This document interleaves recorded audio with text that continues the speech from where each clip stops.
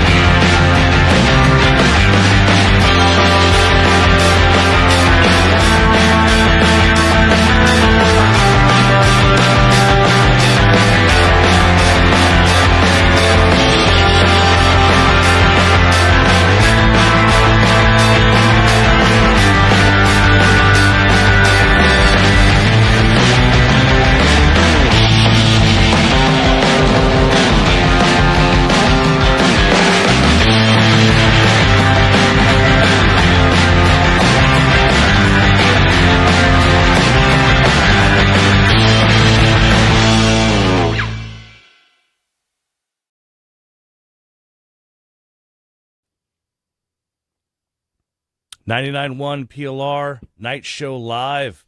I'm Ryan Roberts. Welcome. How are we doing? Good, I hope. Tonight, my guest canceled on me. So, my guest tonight, Jim Lauber. It's like every date I've ever been on. Canceled. I would never cancel on you, Jim. That'd be rude. Let me do some technical things. Oh, there we go. Hey, that stuff happens. It happens. It does happen. You know, what are you going to do? We had a magician on tonight. He was going to do some magic for you and make everything magical. And he disappeared. So that's pretty magical. Oh, look. As you can see. That looks good, man. I bicked it. Bic Flex 5. No cuts. Nothing. No razor burn. Love it. Makes you look 10 years younger. You think so? I do. It makes you look younger, really. Because it really does. You can't really see the gray hair anymore. No, it looks good, man. You clean up nice. Thank you. I wish I had your luscious hair. You could be a genie. Look at you. I could see you dressed as a genie now. Look with at the beard you and your hair. Jim is a personality on 95.9 The Fox. And he's also my producer here for the night show. And he is also a Marine. Yeah. So we're going to be talking about his Marine time. He has a great story. He was actually injured in battle. Where it was Fallujah, Iraq, 2006. Injured in Fallujah, Iraq, yeah. And so we'll be hearing that story. Oh, sure. Which I've heard before, and it is a crazy story. You still have shrapnel lodged in a part of the body that you probably. Yeah, I could tell that story. So yeah, ended up getting hit with a hand grenade. Wait, first, let's go back to the beginning. So, you joined the Marines. Right. Your dad was a Marine. Yep. Your grandfather was a Marine. Right. Your brother. My younger brother. Went in after me, yep. Is a Marine. Yep. So, you come from a long line of Marine family. It's pretty cool, actually. And what made you decide, out of all of the branches of service, what made you decide Marines? You just wanted to be. It's funny, too, because I've had a lot of people say, well, you must have joined because your father, your grandfather. I'm not saying that wasn't the case, but the Marine Corps was influential. It was always, the Marine Corps was kind of always there. You know what I mean? Mm-hmm. It was something that was always close to me. But that wasn't the sole reason I did it. I think 9/11 happened, 2001. So I was a sophomore when that happened, and that had a big impact. Yeah, leading up to my junior year, senior year. I think a lot of people felt the same way as you. Honestly. Oh, yeah. I felt if I was not, I was already sort of too old. Yeah. Also, I'm a complete pussy. So there's no way that that was going to happen. Yeah, there was definitely no recruiting shortage, especially when both of the wars popped off. Right, right. So what did you do in the Marines? I was infantry. Infantry. So what I did, I joined a reserve unit. My plan was to eventually do my reserve time, get the degree and commission, and then fly. Be a pilot. Be a pilot. Right. So I had, started the process with that, but when we got sent overseas, I got injured, and that goes away after that. Once you're broke, you're a broken piece of gear. They scrub that package quick. So really, then had to find a different direction. So did the college thing, did the work thing, and work in a cubicle. And 2 years ago was when I first came on the air with our sister station, 95.9 The Fox. So. And now I'm here. And now with you're you. hanging out with now me. I get to look at you. Sorry, I apologize for that. So tell us from the what did you do in infantry? You were a machine gunner, right? Yeah. Well, school trained. I was just a regular rifleman. But when you get overseas, things change. Different people are delegated to different job titles. So I ended up pretty much assuming the duties of a machine gunner the entire time I was there. What caliber? It was 240 Golf, which is 7.62. I had an M249 squad automatic weapon, which was a 223 round, like the same round as a M16 or an M4. Those numbers mean nothing. Yeah, to me. lots of cool stuff. But yeah, we were there in 2006. It was daily patrolling. 3 days patrol, 3 days. You're kind of on standby. 3 days. You're on camp guard. So how many guys in your platoon? I mean, anywhere between 35 to 40 in a platoon. Right. So, you're Does it break down more than that? There's like the battalion, the platoon, and then... Yeah, there's battalion, there's company level, then platoon level, then squad level, which is about 12 guys, and then team level, which is a fire team of about 4 or 5. And then, you have corpsmen embedded with your squad as well. Corpsmen are medics. In the Marine Corps, we use Navy... field corpsman. So I know that. I've watched enough. What was that show that we were talking about that was on HBO? They always said "Stay Frosty." Generation Kill. Generation I think, Kill. Yeah, man. I was so bit of that. addicted to Generation Kill. Is that anything like? I think I didn't really get into it, but it was pretty close. And what I related to that show was the way that they acted when they weren't doing anything. Just hanging out. The shit talking, making fun of everybody's mother, even if they're dead. Like, just the shit talking, which is really what actually happens. I mean, you get a bunch of guys with nothing to do. You wouldn't believe the things that they say. No, I could believe it, man. So you said that you had told me before that it was sort of in a such a racially divided time for our country, and it has been for many years. You said that it was that shit didn't matter. Yeah. It was just about, it didn't matter if you were brown or white or yellow or purple or chartreuse. No. Nobody got anything or gained anything or didn't get anything or didn't gain anything because of, race, religion, or creed. So I tell a lot of people, the military is not for everybody, but especially with the climate nowadays, I mean, if you really wanted to go to a place, granted, back in the 50s and 60s, I know there was still problems, but, I mean, even a lot of my guys would agree, like, if you really wanted to go to a place where none of that matters, that's where you want to be. Right, because it's about survival. Right. And it's about survival of your buddies. Yeah. You and your buddies, and they always got your back. Which totally. I always respected. So thank you for joining us. Please like, please share, please comment. We got to get this show out there.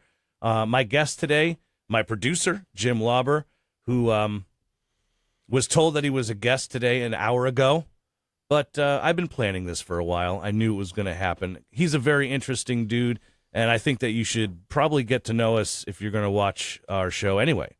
So like I said, please like, please comment, please share. We have a couple of comments. A lot of people thanking you for your service, obviously. Yeah. Kurt tuning in late, but saying we rock. Steven, everyone is basically saying thank you, their service. Kelly from Florida's back. She says it's cold. In Florida? In Florida, she says this. Actually, it's a little cold in Florida. It's kind of cold. I think for them, it's cold. I don't want to hear it, Kelly. My father's going down for the winter on Thursday. We're supposed to get snow soon. Oh yeah. So before we get into your story, we're going to go to my new sports correspondent. Here he is. Welcome to Marty's Minute. I'm Marty Bonner, your host, and this is this past weekend in sports. Nicky Foles plays the part of the pullout king versus the Falcons at home. Go home to Georgia. Call your mom. You're not a good football player. Looks like there won't be a rematch in the Super Bowl. Sorry, Matty Ice. The Steelers fucking choke at home versus the Jags. Blake Bortles fucking scores 45 against you. You're not a good football player. Here's my impression of every Steeler fan this morning. You know, I think Big Ben was a raper. The Vikings, fuck the Saints. Sean Payton, you fucked up. 2 failed challenges in the 3rd and 1 call. You give it to Billy Snead, you receive it and throw it across the field. You fucked up. You fucked up. Fuck you, Sean Payton. Patriots obviously dominate. Tommy, Bobby, and Billy can't work it out to win another Super Bowl. All the drama, the distraction. Get fucked. Get fucked. Get fucked. They're going to the Super Bowl and they're going to win. You fucking idiots. Fuck you. Suck my cock. Marty's going to be doing our sports every Monday, the weekend recap.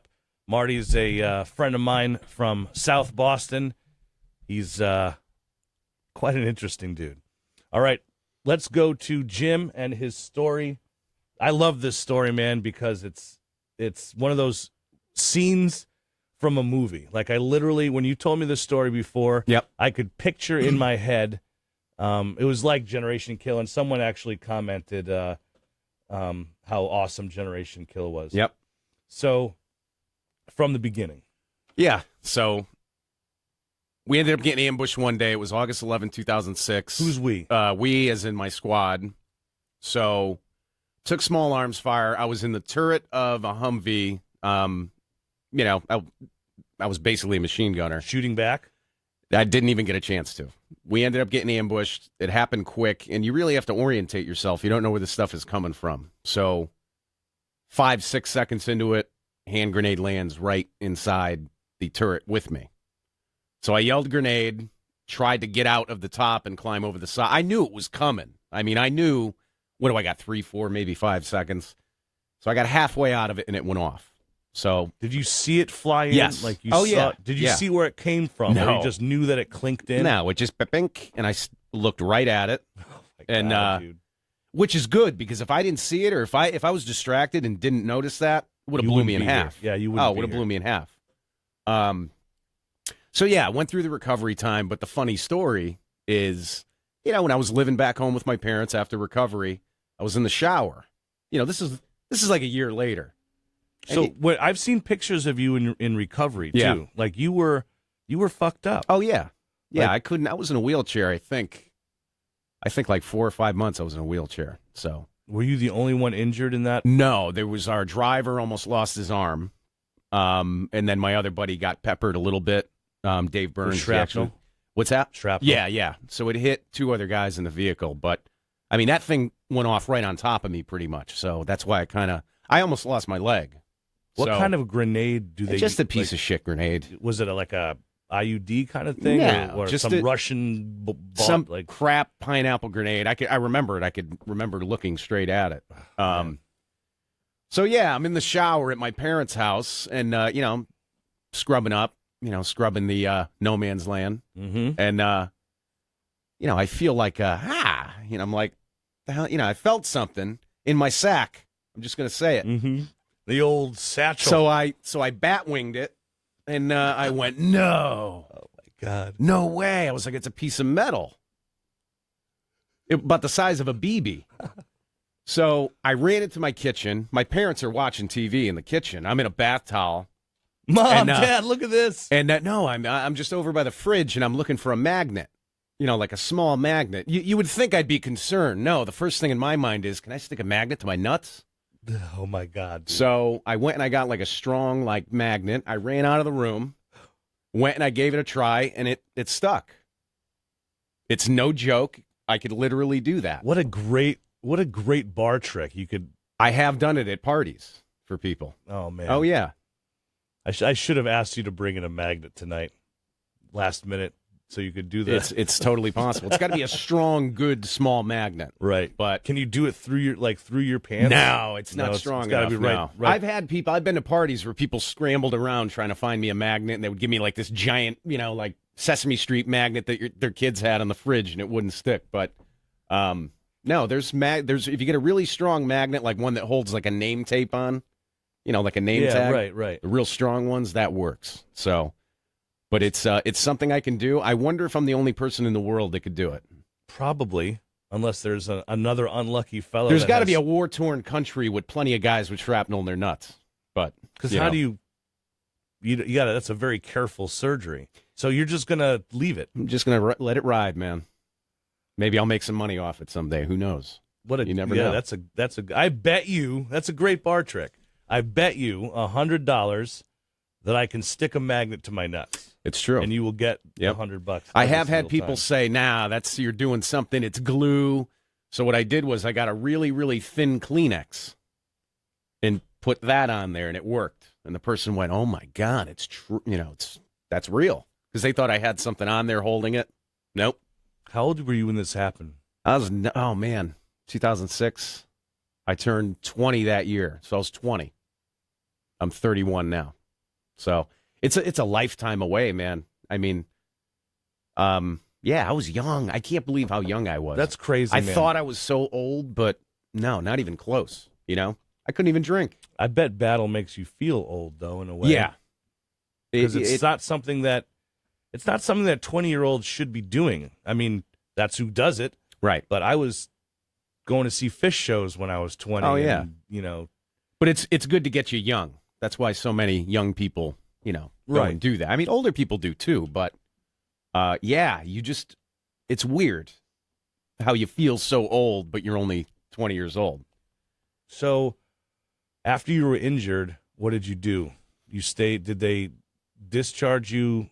They had assigned me some desk duties. I did some marksmanship instruction. I did, did some education stuff where I was an education liaison for the other Marines in the unit. Just I couldn't do anything that I used to do. Brian T. Shellnut says, if you have a kid, you have to name him Iron Man. Yeah, I like that. And Chad, this is a great question, Chad. Would you have done it again? Knowing what I know now, I thought of that before. I don't see why I wouldn't do it again. I probably would do it all over again, yeah. Even with the injuries? Oh, you mean right this second? Well, if you were young enough, I mean, not this second, but if you were young enough to go back and say would you have the happened. same, right? Would you have the same feeling that you did if another, heaven forbid, another 9/11 happened again? If something huge happened and they really were kind of reaching out for people to go back in, I would, but in a instructor role. Right. But no, I mean, the physical stuff, I would only get myself hurt or somebody else hurt. But I've thought about that, though. If something big, God forbid, if anything happened, sure, I would ask if they would take me. You probably have to go through another physical fitness test, medical, all that stuff. But yeah, I'd go back in an instructor role. So what did you guys do when you weren't tooling around in Humvees on patrol? You said the antics of watching Generation Kill and so what? I mean, I imagine there's a base there. Did you ever go off base? Did you ever hang out with Well, we were on a FOB, they call it. They had Camp Fallujah. They had the big coalition bases, which we visited once in a while, but we were basically out in the city. We were in the middle of Fallujah the entire time, and they call it the Civil Military Occupation Center. It was kind of a compound for dignitaries and whatever politicians that Iraq had at the time, because that was at the point where they were trying to get them to have a more where they could vote on who's in charge. Right. But yeah, downtime. I mean, sleep. Because another thing too is that I know that there's certain situations where people probably went 2-3 days without sleep, and I've been there. But for the most part, it's a pretty organized rotation because you got to sleep. You can't have guys running around 4 or 5 days without sleep. It's not good for anybody. Right. So yeah, downtime. Lots of porn trading. I'll tell you that much. That's actually interesting that you mentioned that. Little off topic. Today, if you happen to see Pornhub put Dr. Martin Luther King Jr.'s face on their logo today to honor him. So if you should happen to go to Pornhub, I just read this. I didn't. I didn't go on, and I did. I haven't yet. You got to. I'll check it out tonight. Check it out. I thought it was called the "I Have a Dream" speech, not "I Have a Wet Dream" speech. But so a lot of porn, right? Oh yeah, lots of porn. Is there any women at all besides? I mean that. No, no, because we weren't awful. really infantry. You're not really embedded with any female. I mean, we had a couple of females that would do like search.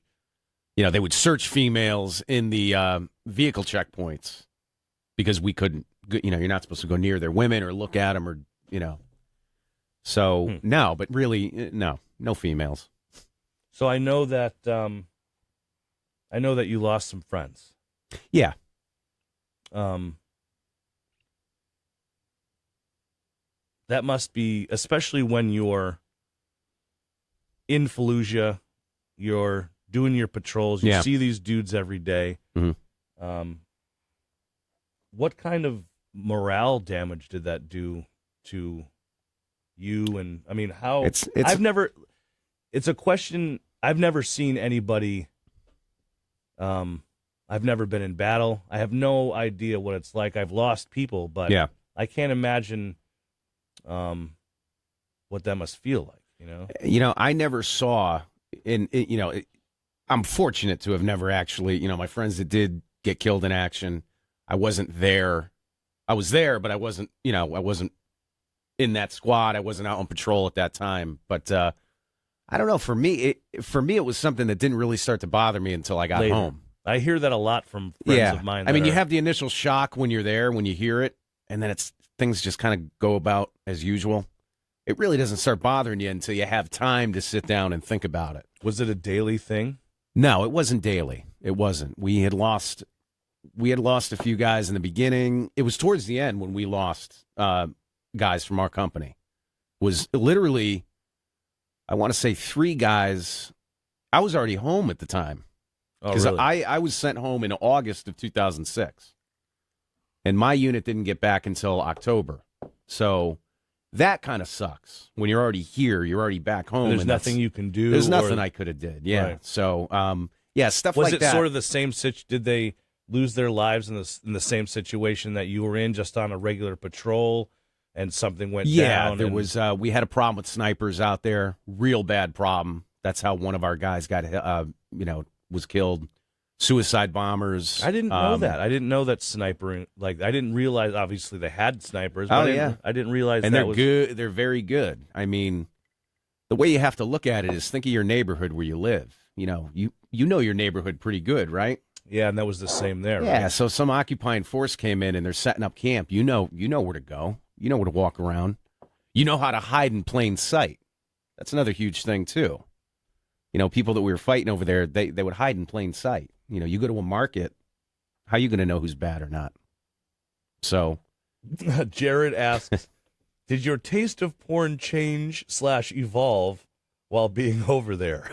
It was the first time I saw midget porn. No. Yeah. The guy had the midget on a razor scooter. I don't know how they pulled it off, but they're riding around this wooden, roller rink. But yeah, there was a midget on a razor scooter. Whatever works, right? Yeah, exactly. That's really funny. I did not expect there to be an actual answer to that ridiculous question. Chad asks, did you feel you had all the equipment to do the best job as safe as could be? Yeah, I think so. It's funny because the Marine Corps... Did you feel well supported, like by the country? Oh, sure. Yeah, definitely. A lot of care packages. Yeah, absolutely. Cards, kids would send us cards and everything. Give me like a rundown of your daily gear. Like when you suited up, what did you have? You had your Kevlar, which is your helmet. You had a flak jacket with they call them sappy plates. Everything was a metal plate. Yeah, right? huge. Yeah, it's basically a ballistic plate. You have them on the side. You always. How much does that weigh? It's really heavy. It's hot as balls. Yeah, there, right. The hottest it got when we were there, because I was there from March till I was there for the summer of 06. The hottest it got, I think, was 132 degrees. Holy shit. That was the hottest it got when we were there. But it's all dry heat, too. Oh, it's a dry heat. Yeah. That's my God. I mean, when you took everything off, you were soaked in sweat. But once you stand out in the sun for like it's just 20 minutes, yeah, you're dry. Right. So, you never really had to worry much about like getting like, jungle rot or anything like that from the sweat. Right. It's not like the jungles of Vietnam. So you always had to be, drinking water and, Iraqi cigarettes are awful, by the way. Really? We used to get the local cigarettes. They were disgusting. I was on 2 packs a day when everybody smoked. Not everybody, but the people that smoked, It's a very stressful situation. Yeah, but then again, that's all you had. All you had was smoking and hanging out, Right, but, right. People had DVD players. We had people send us movies and stuff. I mean, we had movie nights. So you had the flak jacket. Yeah. You had your helmet. Yeah. Did you have the little piece that covered the... I did. The piss flap, they call it. Right. Yep, Which was not very helpful in your situation, I think it helped a little bit. Really? It had to have. Right. But a little piece snuck in there. But yeah, when my flak jacket, when you're bearing a full load with the plates and everything on it, was probably about maybe 50, 60 pounds. So that's added to however much you weigh. Wow. So it's heavy. It's hot, but you get used to it too. You get acclimated to the weather. It still sucks. It's still dusty, dirty, but what are you going to do? Was there any instances of people that just couldn't, like, you would think that after going through, you go to Paris Island? Yeah. So after basic, right, in Paris, right? Was there any people that just I can't do it in boot camp or both? Well, in boot camp, I mean, you're there with a bunch of shitheads that So a lot of people don't make it. We started my platoon in boot camp. All I know is that we started like 100 guys, and we graduated 63. So 40% dropout rate. Yeah. But that's not only due to somebody that couldn't hack it. Somebody could have got injured. Medical reasons, right? Right. Somebody, was a heat case. They had heat stroke. Right. Which could happen to anybody. But yeah, you have your handful of kids that they cried the whole time, and then finally they're like, all right, you're done. So, but they do everything they can to get you through it. But yeah, people are going to drop all over the place. So yeah. Started around 100 guys, graduated 62 out of basic. My dad always tells me a story of how when he was in basic training, he was in Texas, and it was hot like that. Yep.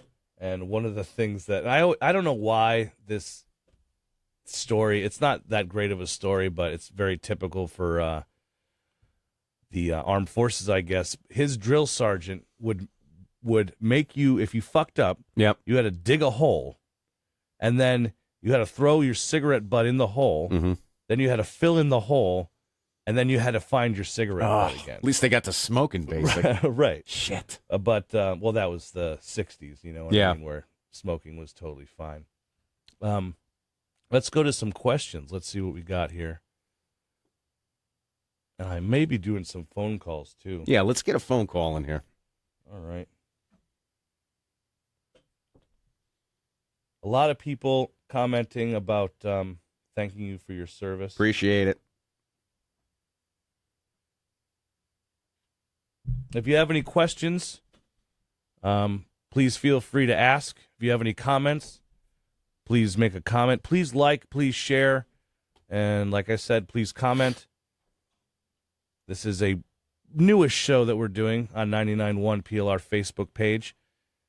I am the host of the night show every weeknight from 8 to midnight, and I take a little time, well, not really time off. Technically, I'm working, but you can listen to me till midnight every night. I'm going to try a phone call.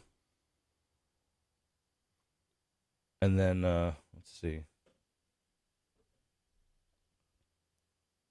You know what? Let's try Chad. Where's Chad? There we go.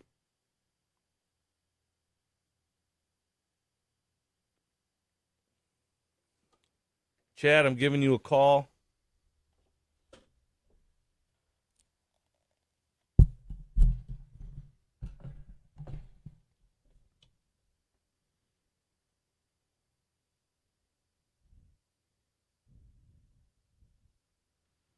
I don't think he's answering.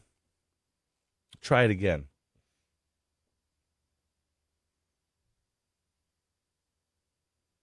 I like doing this, just randomly calling people, see what they have to say.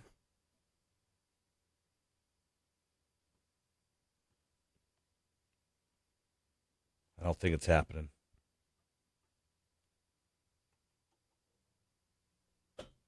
No. All right.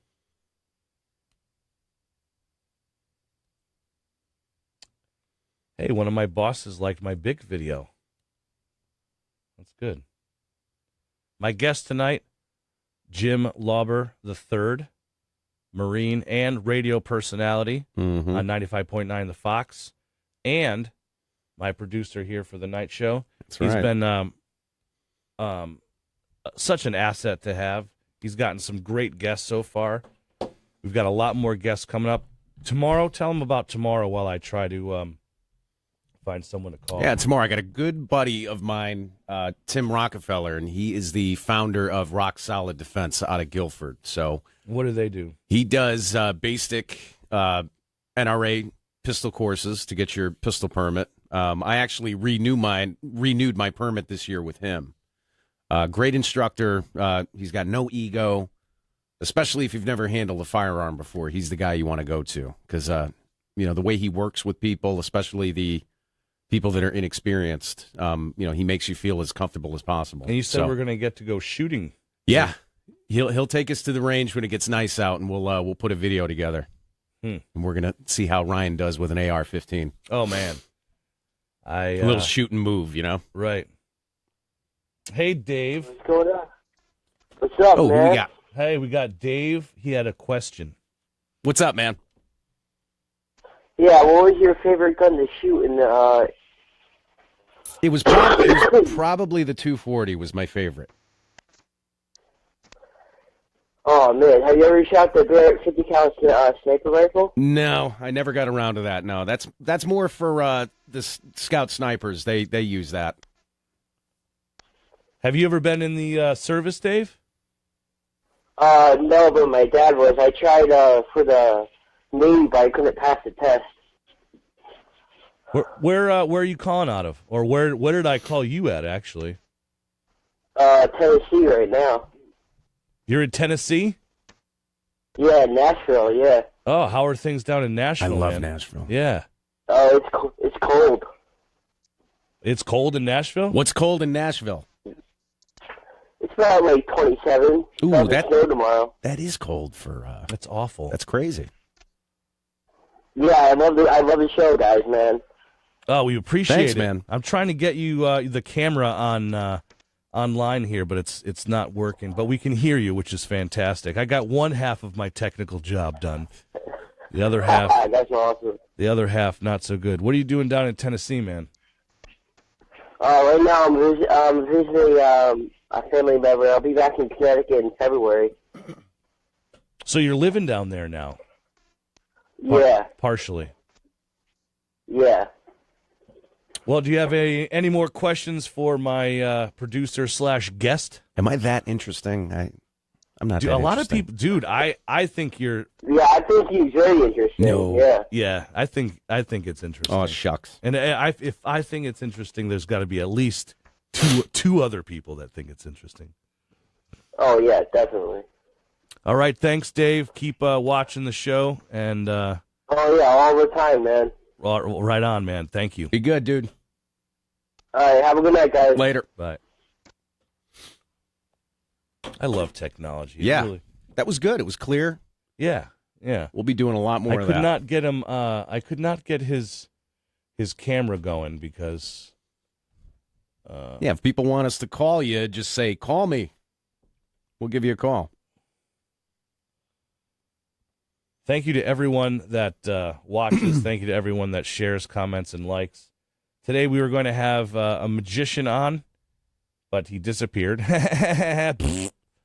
So I told Jim last minute that he was the guest this evening, and he said the same thing. Do you think, why? And I said, because your shrapnel and your nutsack story is pretty That interesting. is pretty good. That is a pretty good That's story, about all man. I got, though. I don't have anything to top that. Well, I mean, also, The fact that you're a Marine is impressive to me, man. You know, it's something that I always wanted to do, but I didn't. Got to shoot an M1 Garand. There we go. My father has an M1 Garand. Best rifle ever, says Brian T. Shellnut. Jimmy Nads wants to come with us, I guess, to our little shootout. It's possible. Shooting is my life. Jimmy is a longtime PLR listener, turned friend, and he was on last Friday with his story about how he became Jimmy Nads, and it has to do with Nair. Nads is Nair for men. Yes. And he put it on his balls because, I don't know, his wife likes a smooth satchel. But there was a mishap. Because you're not supposed to do that. And I think it's supposed to be for chest hair and things like that. You're not supposed to put it near the cash and prizes. Yeah. You don't, man. Dude, my buddy Brian Liebelt, he just got back. He's watching right now. He just got back. He was all over the place. Brian, where were you? Were you in Kuwait? You were all over the place. Did he like it? He just said magnetic ball sack. Oh, I've known Brian for like 12 years. He's an Army criminal investigator. We could give him a call. We totally could. He's got a comment first. He did. Did he? What's his name? Brian Liebelt. All right, Brian, I'm going to try to give you a call. If I could find He said he's at his house. He lives in upstate New York. If I could find your message. Oh, there you are. He did have a question that I missed. I'm sure it's a question he already knows the answer to. I'm sure he does, but it'll be interesting to hear. Now, I haven't talked to him since I haven't even talked to him since he's been back. So. Is this a guy that you served with? No, he was Army, but him and I have been friends for I think 12, 13 years.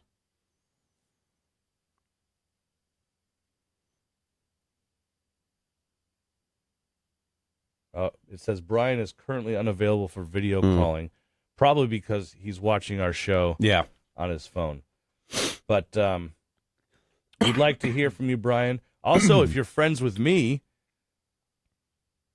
and if you're not friends with me, become friends with me, Ryan Roberts, and you can call me, actually, and we could try it that way, too. This is sort of a new thing we're doing. Eventually, I'll be able to interview anybody that Jim books. So if Jim books who's the woman that you said that you wanted to have on? Actress from Connecticut. I forgot her name. That Clarissa Explains It All. Yeah. Oh my God, what the hell? How am I forgetting her name? Oh, Melissa Joan Hart. Melissa Joan Hart, right. Because she lives in Westport. Really? I believe. That's what they say. I would love to have her on. I'm going to try Brian again. He just friended me. Maybe I'll do better this time. Oh, I think we're...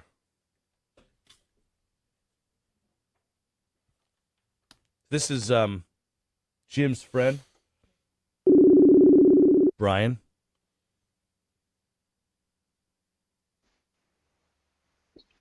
Hello. Hey, what's up, man? What's going on? Wow. What's up, man? Jimmy, what's happening, buddy? Unbelievable. This is the first time I talked to you since you've been back. Yeah, I know. Well, it's kind of weird because we're on the radio. Yeah. Well, technically, you're not on the radio. Technically, yeah, we're not live. We're just on the Facebook Live portion of the segment. Right. Oh, okay. But there's probably more people watching this than listening to the night show, right? Yeah. Holy shit, man. How you doing? Doing well, man. When did you actually get back? I got back Thursday morning. Okay. Like wicked early in the morning. That flight is it's 24 hours, man, with layovers and I had one 8-hour stretch from London to Chicago. Where were you? So I was based out of Kuwait. I went all over. I was up in Iraq for a bit. I was in Afghanistan. How long were you in? He's been in a while. Months. Oh, you meant how long was he gone? No. How long have you been in the Marines? No, he's Army. Army. Yeah. Okay. Well, so I've been in the Army for 16 years. 16 years. Yeah. Wow. You have any cool Army stories that you can share with us? Oh, I got plenty of Jimmy stories. Actually. Oh, let's yeah. share a Jimmy story. Oh man. The ones that come to mind are pretty bad, but oh man, Jim's literally like, oh man, what's gonna happen? Yeah, no. So I've known Jim since Jim, like 2004? I met you at WestCon in 2005, I believe. 2005. Yep. So yeah, I mean it's been a long time, but I'll spare Jim with the Jim stories, but You gotta give me one. You gotta give me Yeah, one. Ryan, I gotta see a little bit of embarrassment. I probably forgot more than I can even recall. well, the one that comes to mind immediately is actually kind of a fucked up story, but yeah. I like how your friend's censoring himself. That's good. He's a good friend. I'll spare him the on-air embarrassment, but yeah. So I mean, over the course of like 16 years, so I was actually in Iraq before Jim went. I went to Iraq in 2003. My unit, we were up in actually kind of the same area of Iraq that Jim was in, Al Anbar province, and yeah, it at some point, we had actually gone into Syria, like kind of unknowingly, my unit, and my squad. And the reason we found out we were in Syria is because we ran across an encampment of Syrian border guards, kind of accidentally. Now, the rest of my unit went into Syria later for a different reason, which was actually like in Time magazine and whatnot, but my squad was the one who got lost and ended up in Syria. And of course, we run across kind of like bewildered, Syrian border guards who kind of like looked at us and were like, what are these guys doing here? Because, I mean, we were probably, a couple miles inside the border. We had a very young lieutenant. It's kind of a joke in the military, like, the lieutenant's always going to get you lost. Yeah. He did. Oh, absolutely. Yeah, and he got us lost. Finally, my squad leader gets on the radio, and he's like, all right, everybody needs to, we need to turn around and get out of here because we're not in the right spot. Well, it turns out the lieutenant just wasn't paying attention to the map. And if you especially back then, 15, 16 years ago, the GPS technology was good, but, you could get into certain areas and the GPS just really didn't work all that well. And if you only relied on the GPS, you get lost all day, especially if that thing wasn't working correctly. We ended up over on the Syrian side of the border, kind of accidentally. I was in Syria before it was cool, basically. Man, that is not like taking a wrong right turn, like taking the wrong exit off of 95 either, man. Like, wow. Well, thank you for your service. It's funny because, like, looking back on it, if those Syrian border guards decided that at that point that we were some kind of hostile threat and they started to shoot at us, I don't know that they would be wrong in doing it. And honestly, I think our government probably would have been apologizing at that point. Like, right. Oh, sorry, you guys got lost. It could have turned into an international incident. Absolutely. Somebody would have some explaining to do, certainly. You got some explaining to do. Yeah. So. Man. Well, I'm glad you're back home stateside. Yeah. It's Is it good. weird? Is it weird? Believe me, Culture shock I always found coming back from a place is almost weird because you prepare to be shocked when you go away. Sure. You prepare for, okay, things are going to get weird, and so you're prepared for it, but you're not prepared of how weird you feel when you get back, I found. Yeah, it's true. I've toured a lot in Europe and South America, and I came back, and Actually instantly I didn't like it.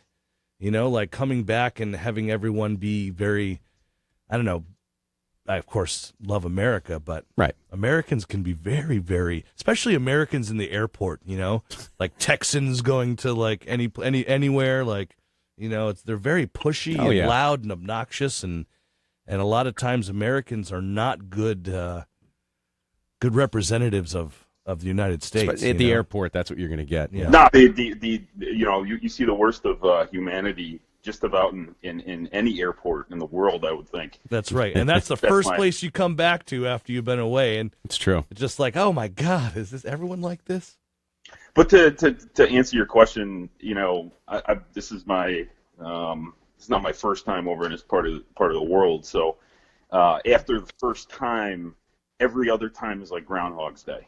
You kind of know what you're getting into. Like I did Iraq in 03, 04, and then I was in Afghanistan, which is kind of like a different, same area of the world, instead of a desert, it's like in the mountains, 2010, 2011. And then I just got back from this thing, and besides being away from home, it's more of the same. I get to see the same areas I've seen before.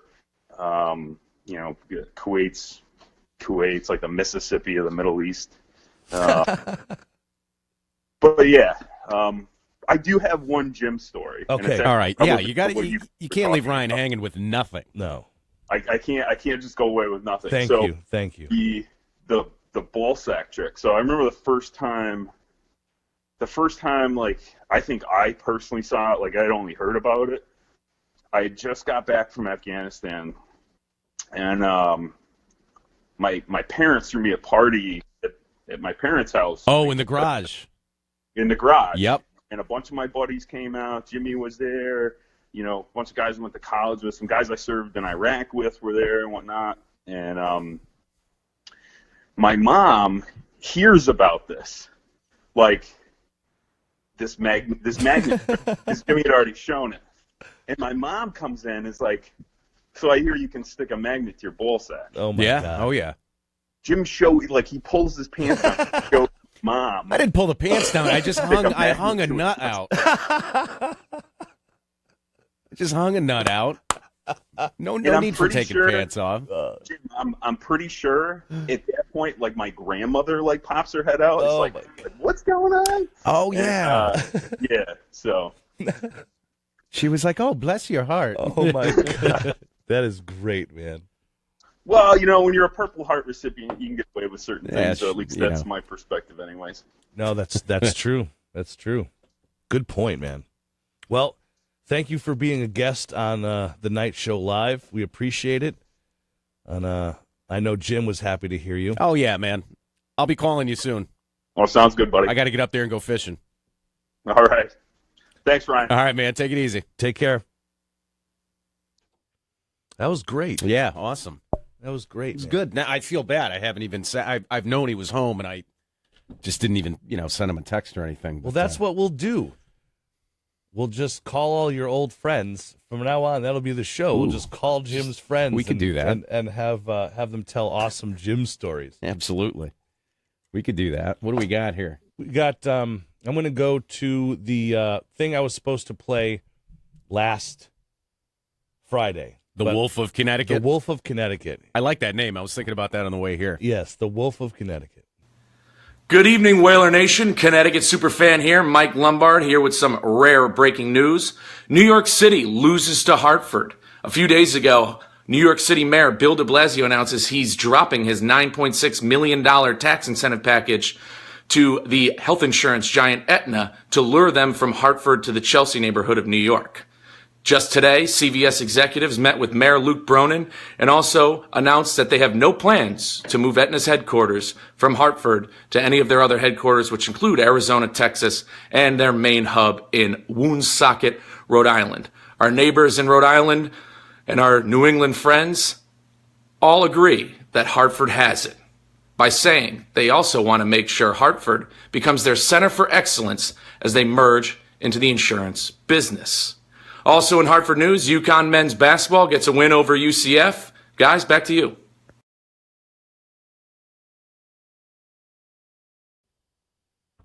So he will be doing our, when anything happens in Connecticut, the Wolf of Connecticut is our man. So thank you very much. And looking at some comments, a lot of people, thank you for your service. Yep. Cool. Dave says, got to get some chicks on here. I know. We're working on it. We got Brittany back there. But other than that, so Steven says, today's history lesson. Dr. Martin Luther King spent 2 summers working tobacco in Simsbury in the 1940s. Off topic, but appropriate for the day, I suppose. And that's true. There's still a lot of tobacco fields. Like if you were going to get up to Bradley Airport. Yeah. Those are all tobacco fields on each side of before exit 40, right? You know, my mom actually did that for 2 summers herself. Wow. Not in the 40s, but yeah, picking tobacco was a thing. So thank you very much, Jim, for being here. No problem. I'll be here every night. And Jim is the producer of The Night Show Live with myself, Ryan Roberts. Thank you for sharing. Thank you for liking. Thank you for commenting. Tomorrow we have, what's his name? Tim Rockefeller. Tim Rockefeller. Rock Solid Defense. Tim Rockefeller from Rock Solid Defense is going to be on, and he's going to be talking about how to properly secure your home. Have a plan. How to have a plan to defend your home. So my plan is to go to my panic room, which is actually under my bed. I got to build a panic room or something. So thank you to everyone that tuned in this evening. Tomorrow, another show, 8 o'clock, and all week long. Hopefully we will not get some bad snow, but we're living in Connecticut, so we're used to it, right? So thank you, Jim. You know it. Thank you to everyone else that was watching. We'll see you tomorrow.